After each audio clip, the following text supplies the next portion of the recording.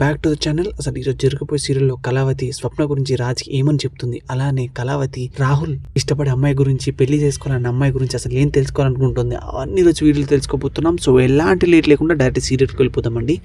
ఇంకా రాజ్ అయితే టిఫిన్ పట్టుకొని కళావతి రూమ్లోకి అయితే వస్తుంటాడు.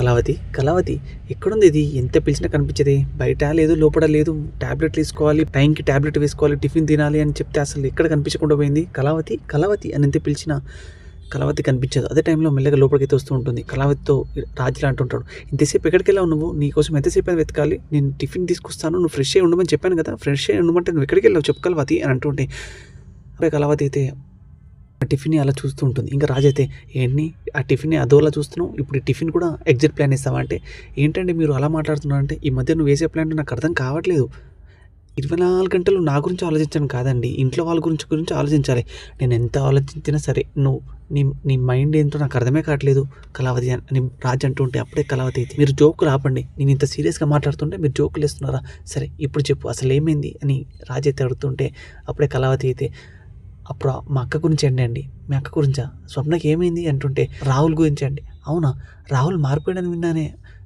అది మొన్నటిదాకా రాహుల్ మారిపోయినట్టు నటించాడంట అని అంటుంటే, అవునా రాజ్ అయితే అంటూ ఉంటాడు.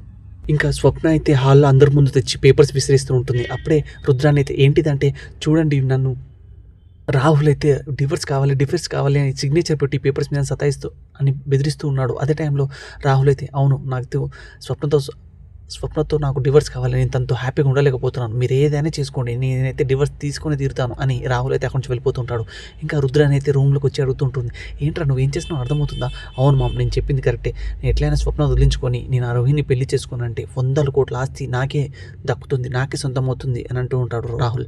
ఇంకా అదే టైంలో ఇవన్నీ చూసిన కళావతి అయితే ఇలా అనుకుంటూ ఉంటుంది, ఒక పాపున్న రాహుల్ని ఎవరో తెలియని అమ్మాయి అసలు ఎందుకు పెళ్లి చేసుకోవాలనుకుంటుంది, అసలు ఆ అమ్మాయి గురించి మనం మొత్తం తెలుసుకోవాలండి, ఆ పుట్టుపురుతాల అమ్మాయి గురించి మనం అన్నీ తెలుసుకోవాలి అని రాస్తూ అయితే కళావతి అయితే అంటూ ఉంటుంది.